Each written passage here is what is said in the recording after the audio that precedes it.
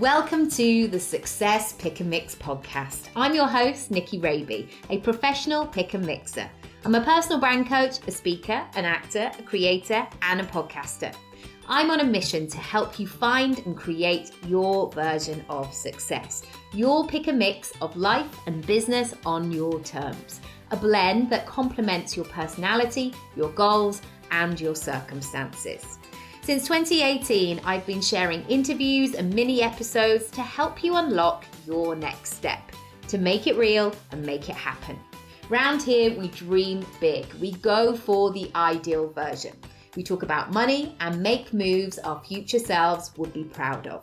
This podcast is free and available for you whenever you need it. So do rate, review, and subscribe for new episodes.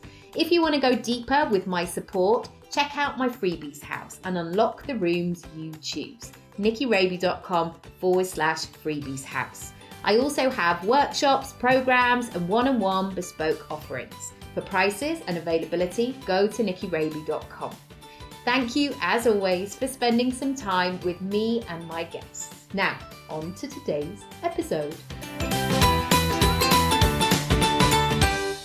In today's episode, I'm talking to Anya Hayes, who is a mum of 2 boys and an author, 4 books, no less, a speaker and a Pilates teacher on a mission to help women feel better in their body, mind and spirit.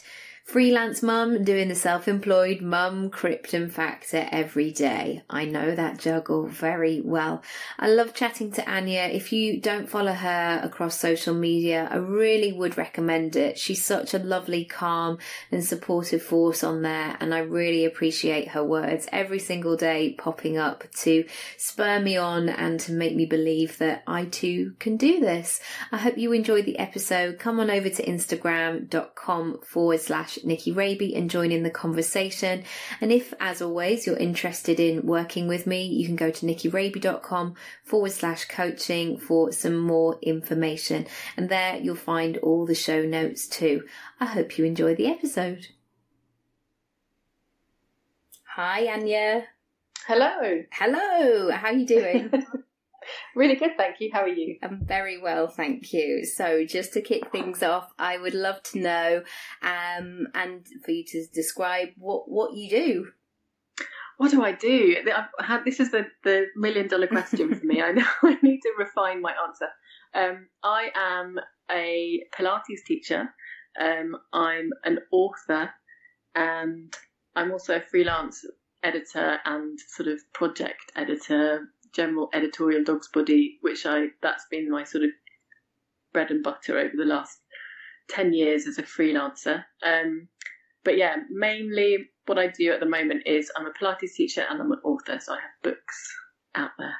Fantastic. And how did that become sort of your newly fledged career? How did that personal side of writing occur?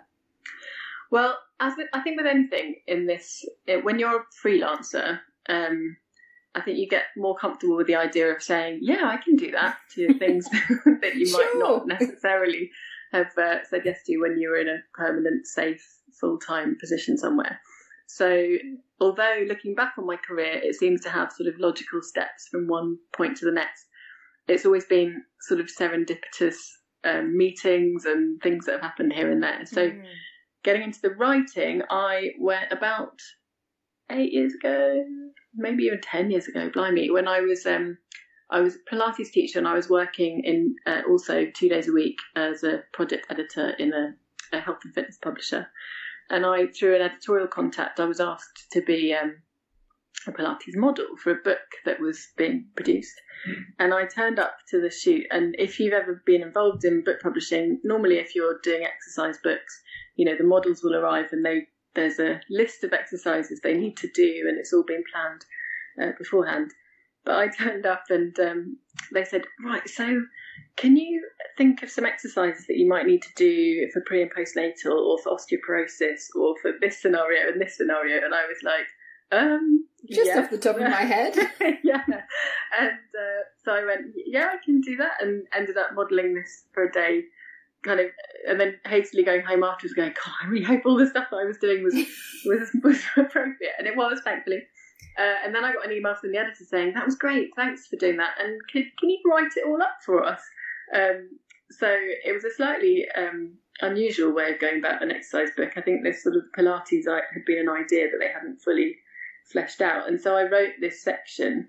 And then about a year later, I got an email out of the blue saying, I was working on that book a year ago and I noticed that you wrote this section and we wondered whether you'd like to write a Pilates book for us.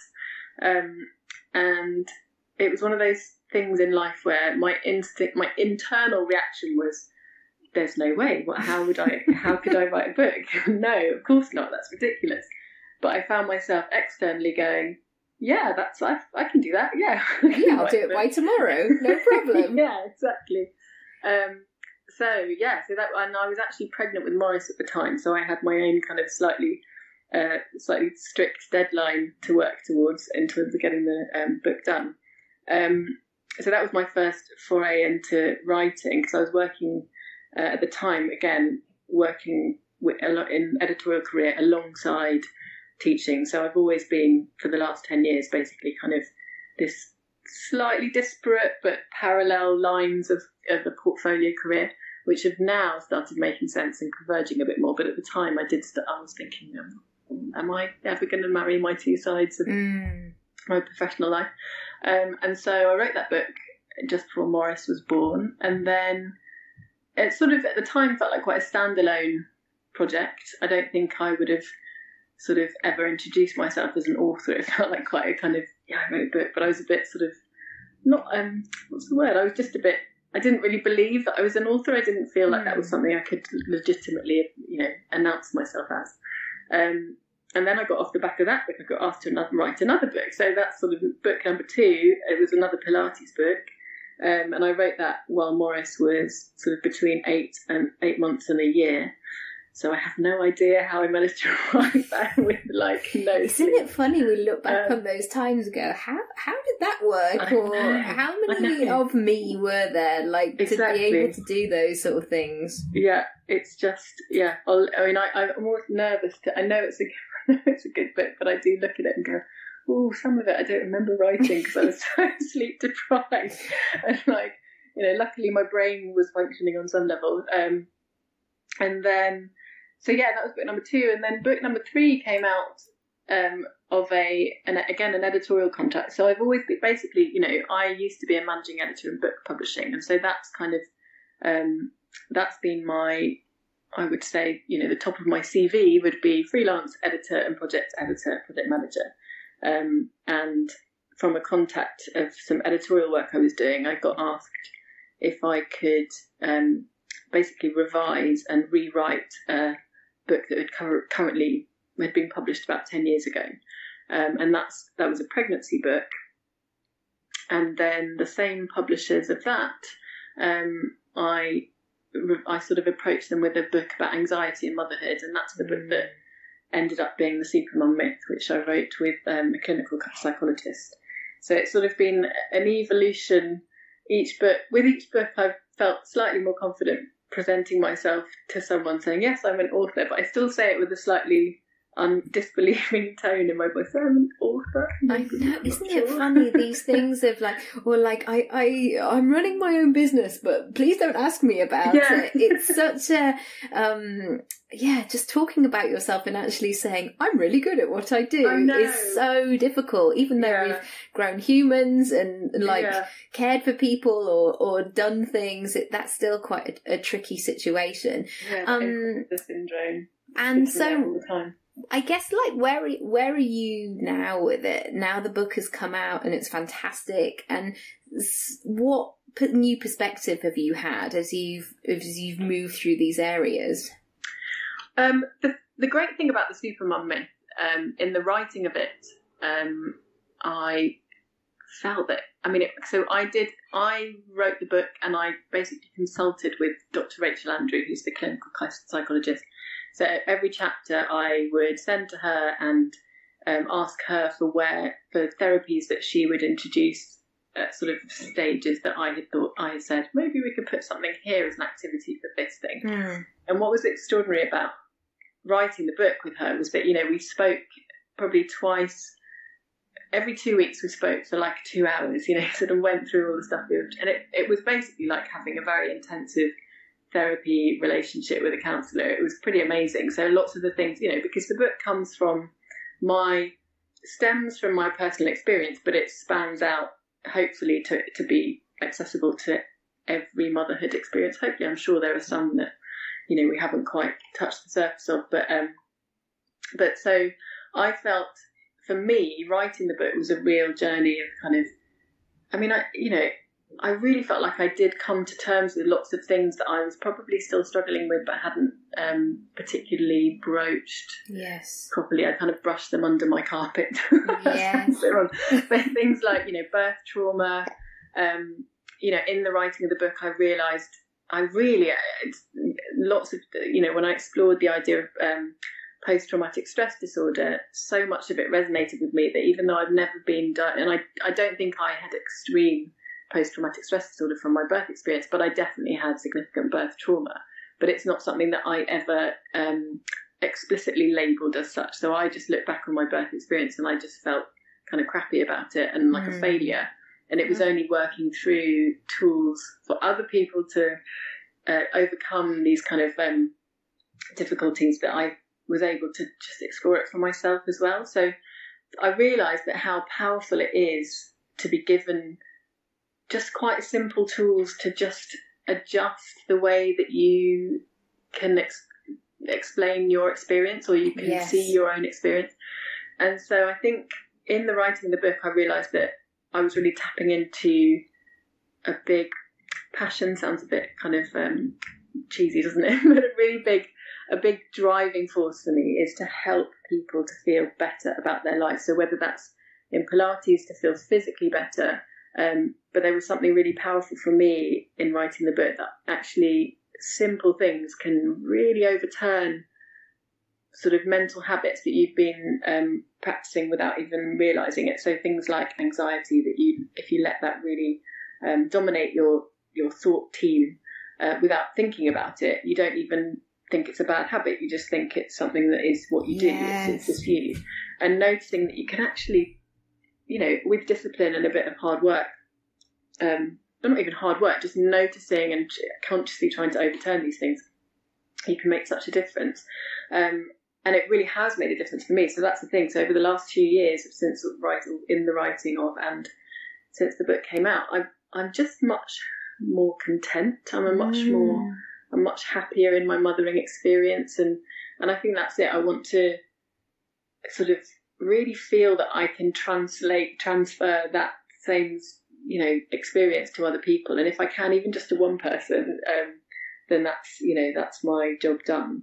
But it has really kind of sparked off, something that I want to do more of. I want to be able to enable women to just make the best of life. The same kind of things that you're doing, allow women to tap into their inner power, in a way that we just don't. We ignore our inner power too much. And sometimes it's just that sense of like, this just doesn't feel good, and you may not even be able to articulate what that is at the moment. But exactly. I think it's those practical tools of like even just writing stuff down and going, I'm going to give myself 5 minutes just to, it sounds very indulgent just to say to journal on it, but like just write a to-do list or write something. And one thing that I found, certainly being a mum, is that the new normal is ever changing, and it's really easy to get locked in a certain routine or mindset or situation and think, oh my goodness, this is never going to end. But actually, like, how am I here? This is, but actually, it's also that perpetual. I think we live in a state of, right, I've just got to get through this, and then normal life will resume. I've just got to get to the end of this, whatever this is. And then you sort of think, right, when I'm getting through this is my life. It's not. I'm not going to emerge to suddenly this sort of sunny Teletubbies land of sunshine. And actually, what we need to do is work out how getting through the tunnel can be a little less dark, and not just look for the light at the end of it. Yes. But I think that's, when you're on survival mode, it's quite hard to give yourself, like you say, finding even 5 minutes sometimes feels impossible. And it's only when you're given, if you have some kind of, I don't know, you have someone else telling you to do it sometimes gives you the power to do it. And I think that's what a book is so, not for everyone. I don't think everyone, will use books necessarily, but for me, certainly it's a really powerful tool where I'll read something and then I'll go, right, okay, I have the accountability now. I want to do something about this and give myself space. And for me, that space is journaling, writing it down and offloading it onto paper in black and white. It's amazing how much lighter you feel, even if you've not actually solved anything in inverted commas. You do. Yes. Just sort of, it's like carrying heavy luggage along and dragging it behind you. Then if you just put it on a trolley, you can push it.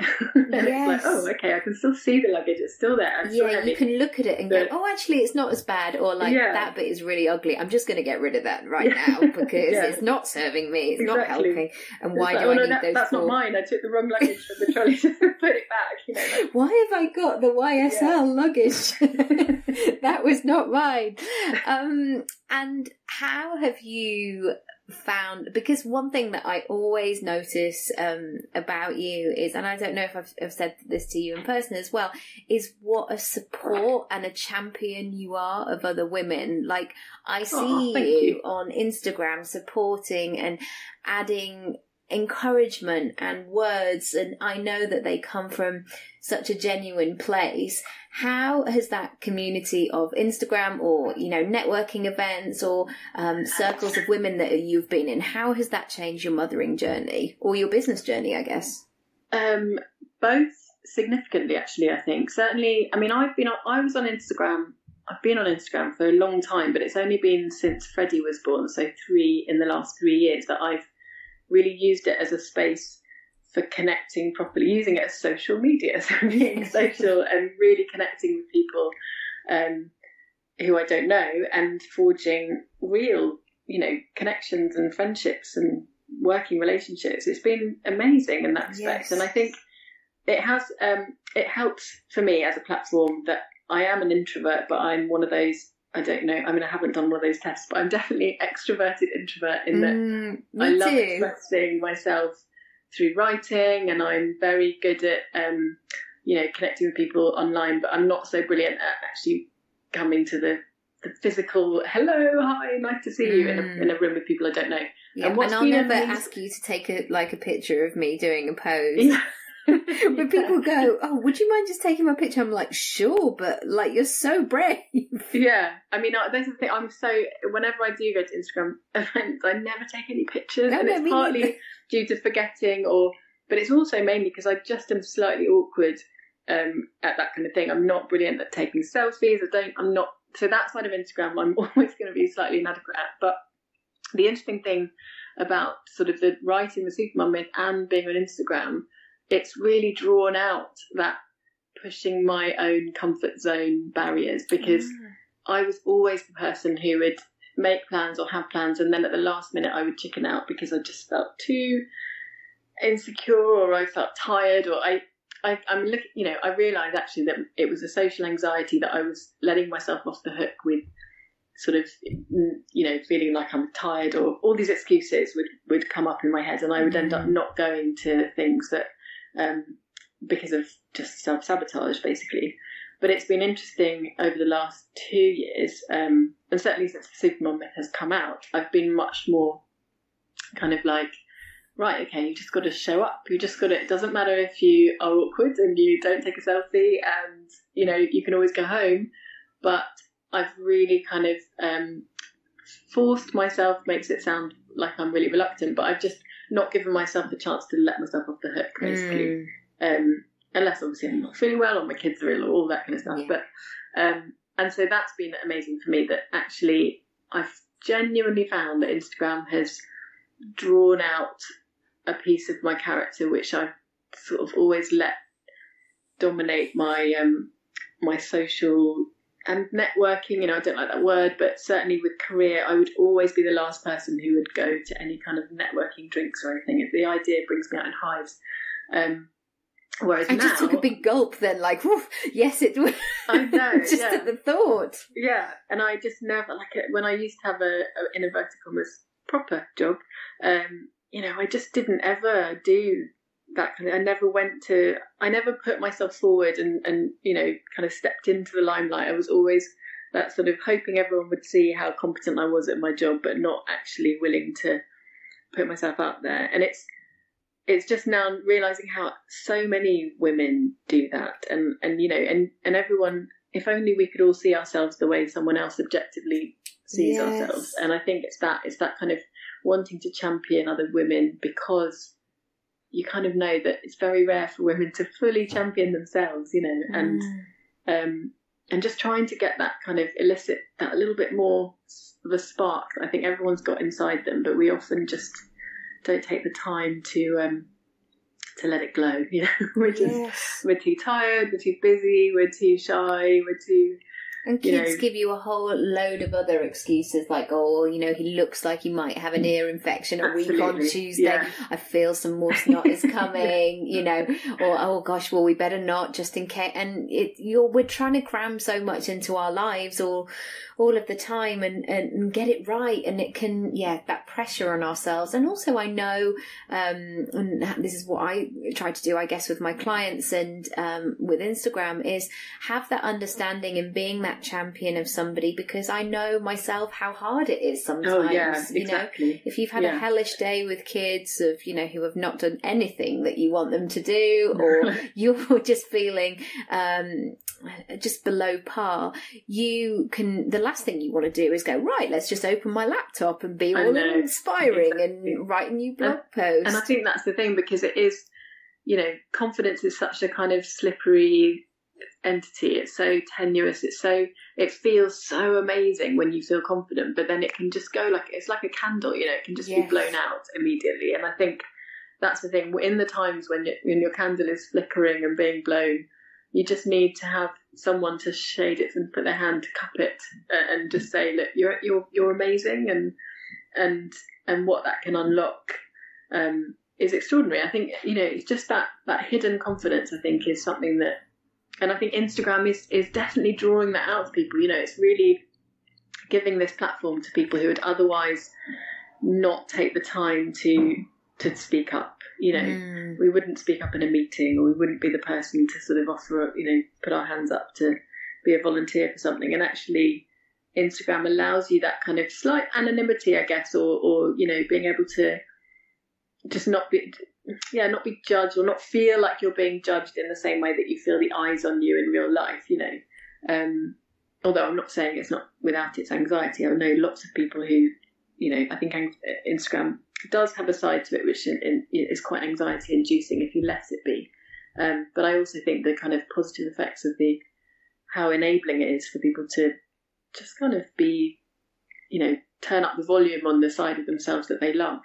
I think it's really, really a really good force. Because maybe at school they weren't the three popular girls, or the circle would always be very small, so there would be that assumption, well, I won't even bother saying anything because nobody's gonna listen. And I hear this sometimes from my clients. I'm like, oh my, and they'll have this moment of like, why am I holding on to this limiting belief about myself?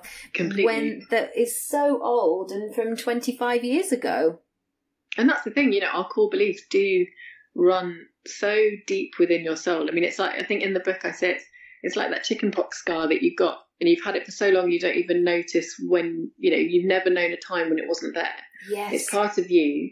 And it's really quite, it makes you feel very vulnerable to shine a light on those core beliefs. It makes you, because it's like kind of when you first found that Father Christmas wasn't real. What? You're like, oh my God, I believe that was true, and it's not. And it's the same when when I first sort of realised that I was basically self-sabotaging myself by telling myself stories that I was incapable or not good enough, or, I shouldn't try that because I wouldn't be very good at it. I mean, that's been my refrain throughout my life. My internal dialogue has been, oh, well, I'm not very good at that, and it's like, it's only now that I'm like, oh my God, why did I listen to that truth that wasn't, that kind of truth I was telling myself that stopped me from, I mean, no word of a lie, I didn't do French A-level because I was worried that I'd be rubbish at the oral exam. I mean, how rubbish is that? Like, it's one of those things you just like, oh, I could just go back to my 17-year-old self and go, what are you talking about? Just do French A-level, just do it. And,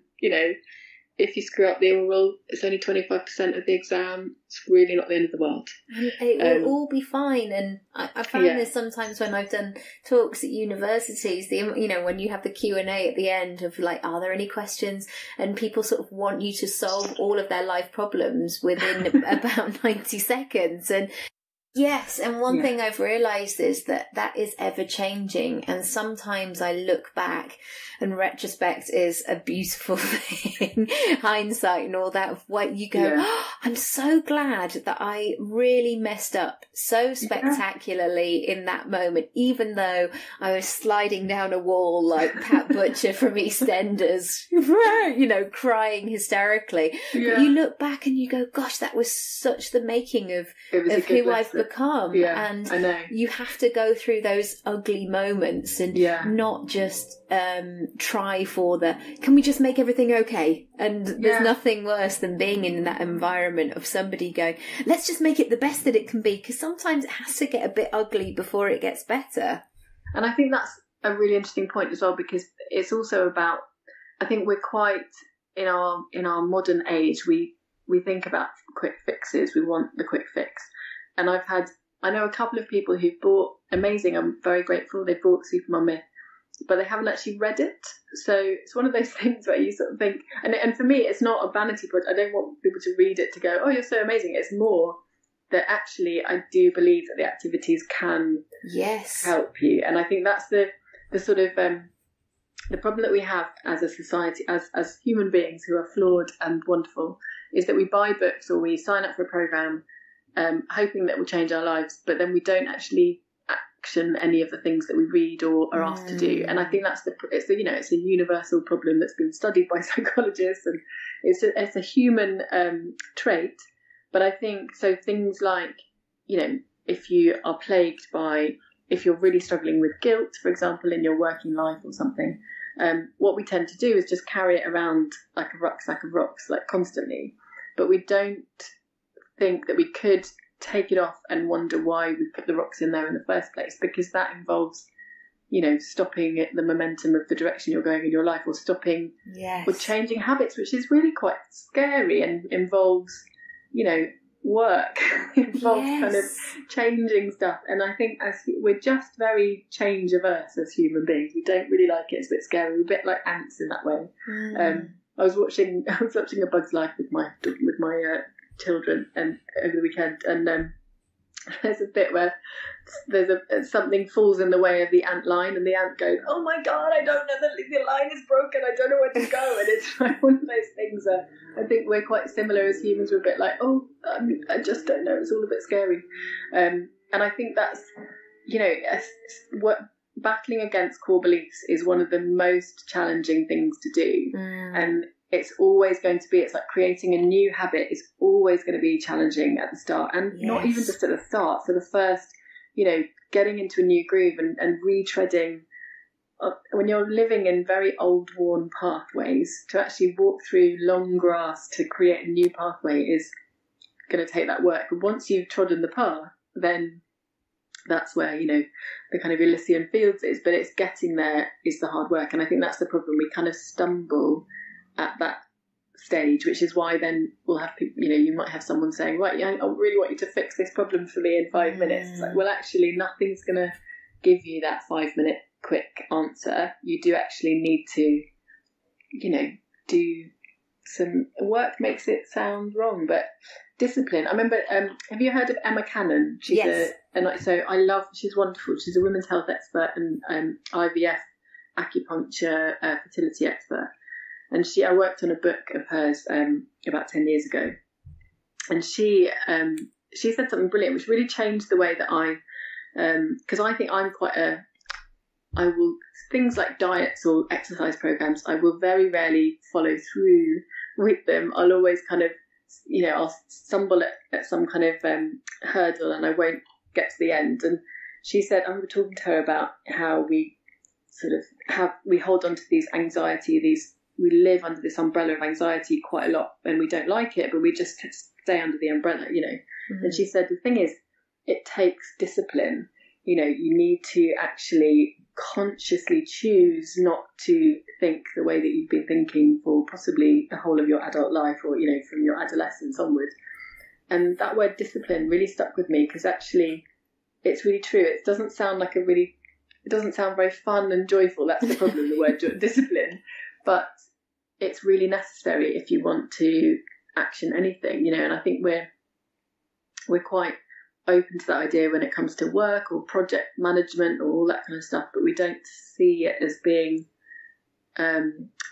necessary or something that we want to do when it comes to our own mental health. And I think that's a really important thing we need to change. That medication is amazing, and I think medication is a really useful tool for depression and postnatal depression, but I also think it's not necessarily going to work if it's the mental habits that need to be retuned, I had that with Oscar when I don't know how old he was, maybe 17, 18 months, and I really hit a wall with tiredness, with overwhelm, I didn't have that, what have I done to my life? I didn't have that. Like, I was so happy to be a mum. Unfortunately, I was in a good headspace. Yeah. But it was like, I couldn't take on any more information. I'd learned how to wean him and clearly not taught him how to sleep. But it was almost like my head was about to combust, and all this like ugliness started to come out. And it was almost like, when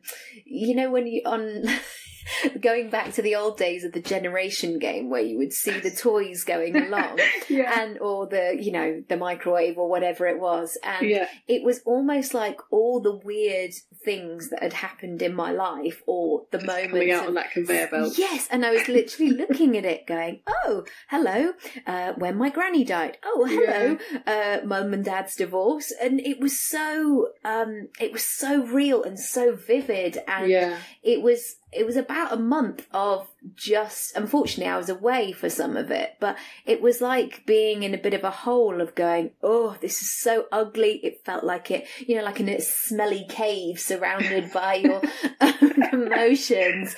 And, but once I came out the other side, and of course there will be still things in there that, I will I'm a work in progress. Yes. But you suddenly go, gosh, that is not all of who I am. And the fact that I get to do this with my clients, where I get people to write their success timeline, as in, those seminal moments in your life when maybe you went to uni, or when you won that prize, or something you've maybe forgotten about. And then I get people to do the next layer. So if somebody says, I left a relationship of 11 years, it's like, what did that also teach you? What is under that? Or like, it's, actually I can change light bulbs, or I'm stronger, or I'm so glad that I resisted the urge to stay and to be the same as everybody else. And there's so much juice under there as well. And that's really, because that's the thing, I don't think we ever really unpack that stuff. You just carry it with you, or it's in your suitcase on your trolley or not. But I think that's the thing, and offering yourself the space to just organise it a little bit is incredible. And I think it gathers, because we all have this sort of narrative of our lives, don't we? And even if we don't read the book of our lives, we believe it, we know it, we sort of know the stories, we know the subplots, we know all the characters. And I think that's the wonderful thing. But unpacking it allows you to sort of also feel that maybe you can change. You can change your story. You could go off in a different direction. It's, and I don't think we do that enough, really, because because we're living our lives and we're so busy, and, but I think we're a bit blinkered to the idea that we're quite reactive rather than proactive in terms of how we choose to approach our days, and actually setting an intention and working out, as you say, kind of like learning those little backstories occasionally, or refreshing your memory about stuff. I mean, God, sleep deprivation, though, that's, I do think that's a really unexplored, and certainly weirdly, because postnatal depression is so, it's now obviously much more talked about, much more open, There's the taboos are lifting. I don't think they've lifted. There's still a fear around it, but I don't feel like there's an adequate exploration of just the fact that you're so physically depleted that if you are already, and even if you're not, but particularly if you're already sort of the kind of thought, the kind of internal dialogue that allows itself to go on a negative spiral. If you're sleep deprived and you know, if you've had a traumatic birth, or even if you haven't, say you had antibiotics after your natural birth because you got an infection, those antibiotics will have affected your gut flora, which will affect the way that you absorb I'm learning more and more about this. It's which, fascinating. I mean, all of these things. And so if you're not absorbing enough nutrients and say you're breastfeeding, you're like double depleted. Yes. And then you're not going to sleep. Your mental health is going to suffer from that. There's no doubt, because your physical health is kind of rock bottom. And then partly because also we're expected to be pinging back into our bloody jeans and going to Zumba classes and, you know, it's just strap your baby to you and, you know, give us a grapevine. Yeah. So, I mean, I think that's the thing. There's so many layers of how your mental health is affected postnatally and prenatally and when you haven't had a baby at all. But I think postnatally there's such a huge cocktail of different factors which are not fully acknowledged. And then there's, you know, then you look at other women and go, oh, she's fine and I'm not. I'm obviously a failure. And it's just, you know, it's just a really challenging time not having any sleep, I think. No, and the fact that you can't, you know, legally you're not allowed to drive after more than one lager, then there's no... Exactly. God, just think what we, like, how dangerous it is not to have sleep consistently. I know. It really... I mean, because I can't drive, and I started having driving lessons in between Freddie and Morris, and Freddie didn't, Morris didn't, see, my brain is totally gone. Morris didn't start sleeping until he was probably about 18 months, actually. He was reliably sort of sleeping-ish. But I started learning to drive when he was about 15 months, and because I'd found out I was pregnant again, I subsequently lost that pregnancy. But so I was learning to drive in southeast London when I was sleep deprived and hormonal. Wow. I mean, can you imagine? And I would like burst into tears at the slightest thing. And it was after like about 10 hours of lessons that I was like, I don't think that actually this is probably the best thing to do. Why am I on the Old Kent Road with people beeping at me? What am I doing? Yeah. So it was, and I genuinely realised, and luckily I did, I kind of levitated above myself thinking, do you know what? It's not that you're incapable of learning to drive, it's that you are sleep deprived and hormonal and it's not safe. And now it's just not the time. It will come another time maybe, and you know that will be great, but for now not so much. Just to finish with, I was going to ask you, what things have this new phase of life taught you about yourself that you didn't really anticipate, or perhaps you didn't plan and have been a lovely surprise? I would never have said that I was a brave person. And by brave, I just mean, you know, putting myself forward for things that scare me, or, you know, fighting for things that I believe in, or standing up for things. Or I've always thought that I was a little bit shy and would always be very shy. And I am shy, but I've realised that shyness it doesn't have to be a blocker for achieving things. Yes. And I think that's been the absolute sort of overwhelming change over the last, I guess, 2 years. So actually probably since Freddie was born, actually. It's been, I've just been on this kind of mission not to, also I think turning 40, maybe that thinking about the timeline there, unpacking the timeline. I think turning 40, just a sense of, well, why would I not do this when someone else probably would do it eventually if I didn't do it, or, you know. And I think I suddenly woke up to the fact that very often I was always, like, for example, in a meeting scenario, which is a sort of, you can use that as a way of framing my general approach to life. If someone would be talking about stuff and I would be thinking inside, I want to say this, I think we should do this, I think I should say this, but I wouldn't say it.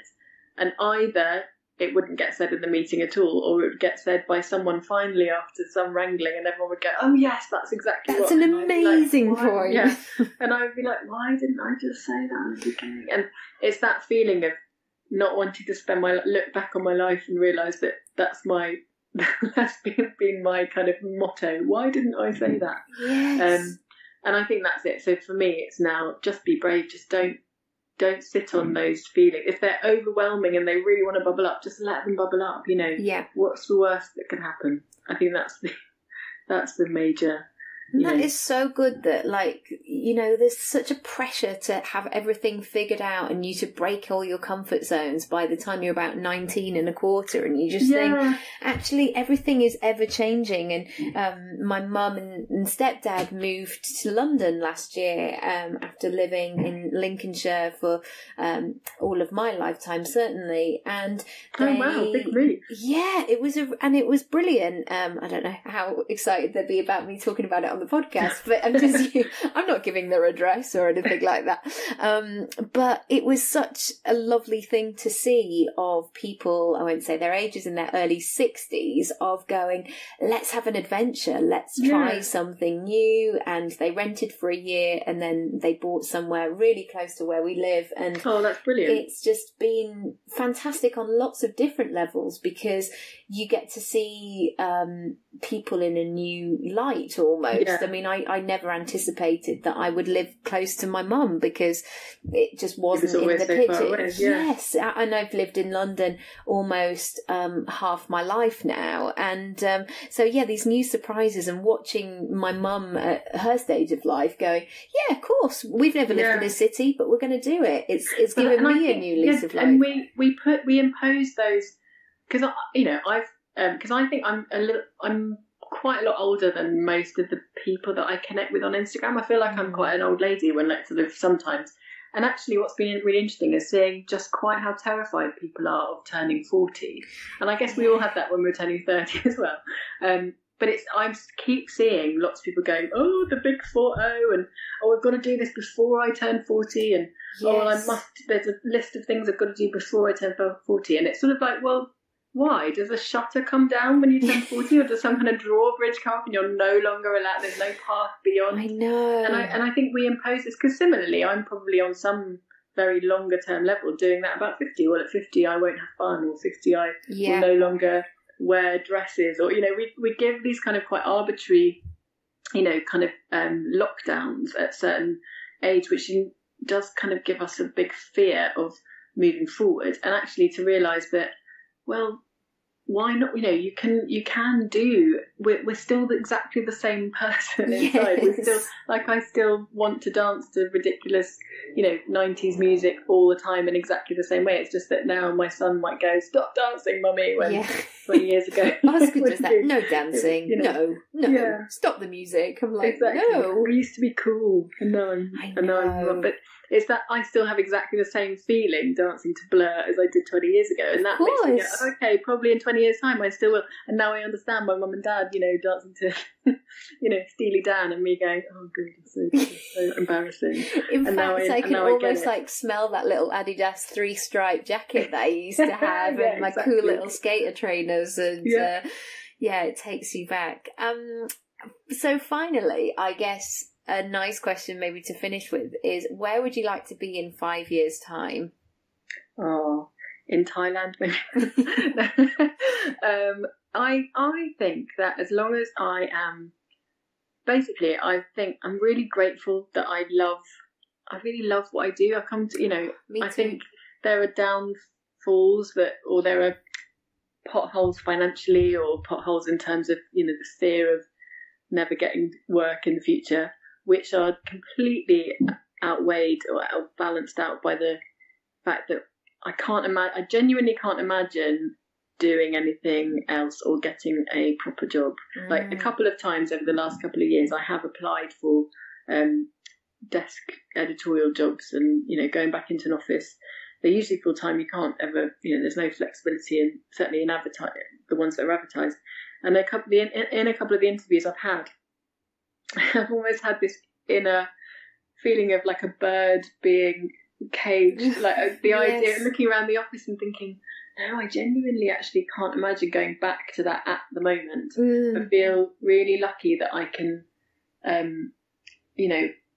work around my children at the moment, and just, I feel like every day I wake up and I'm really excited about what I'm doing, which I think is a really important, and I think it's unsustainable to be kind of joyful about every single Monday task, obviously, but I do feel like what I'm doing is definitely what I'm supposed to be doing right now. So I sort of think in 5 years' time, I'd love to be doing a lot more. At the moment, I'm probably not teaching as much Pilates as I used to and would like to, but that's the sort of childcare and logistical side of things. So I think in 5 years' time, if I'm teaching a bit more and writing more and just, I think that's probably what I want to be doing. Just hanging out and enjoying life, and in a hammock maybe, with a banana milk. So nice. In the sunshine. Well, I know that I've been in so many corporate offices or things, and people just look so miserable, and I just think, is this what we're going for, really? And if that floats your boat, then that's amazing. I mean, I've never been a corporate person. I know I would be like fish out of water if I had to, work in a corporate world. And I know some people thrive on that, and that's their environment. I do think we need to just bring a bit more joy and life into our desk environments, though. I mean, apart from anything else, postural life. We need to move more and that kind of thing. But that's a modern life issue. That is so fascinating what you say, though, about waking up and genuinely enjoying what you do, because I really feel like that's to do with momentum as well. Like, the more I do the stuff that I really love, the more that comes into my life as well. The opportunities always flourish and, turn into something exciting. Absolutely. People want to find out more about you and come on over and say hi, where should they go? Instagram, I'm mothers.wellness.toolkit, and my blog is Mothers Wellness Toolkit as well, and I'm hopefully going to be blogging more regularly at the moment, because I've been finishing writing my next book, which is the Pilates for Pregnancy book. I've been slightly, I'm trying to do that in the 2 hours a day I have of preschool childcare, so it's been a bit mental. But yes, my blog is active and there, so I might not be writing that much on it at the moment. And I'm on Twitter, the Supermum Myth, and I think that's it on my social media. Actually, I occasionally am on Facebook, but I don't really know how to work Facebook as much as I do. Me neither. Like, and if I put a picture of me, like, in a cool bar somewhere, people would be like, what is she doing? Which is, I guess, what I always used it for, like, back in the day. But it doesn't quite have the same ring when you're mother of one. So, it's a tricky one. Well, thank you. Thank you so much. I've loved chatting, and thank you for sharing all your wisdom. And I just feel very calm at the end of this conversation. So, I will be no doubt having some good dreams tonight, and thinking about what I need to unpack. It's always an interesting one, and not to be frightened of it. It's okay. Yeah, exactly. It's going to be okay. It's all going to be okay. Thank you, Anya. Thank you. Thank you. Bye. Bye. Thanks so much for listening to today's episode. If you haven't already, feel free to rate, review, and subscribe for all the brand new episodes.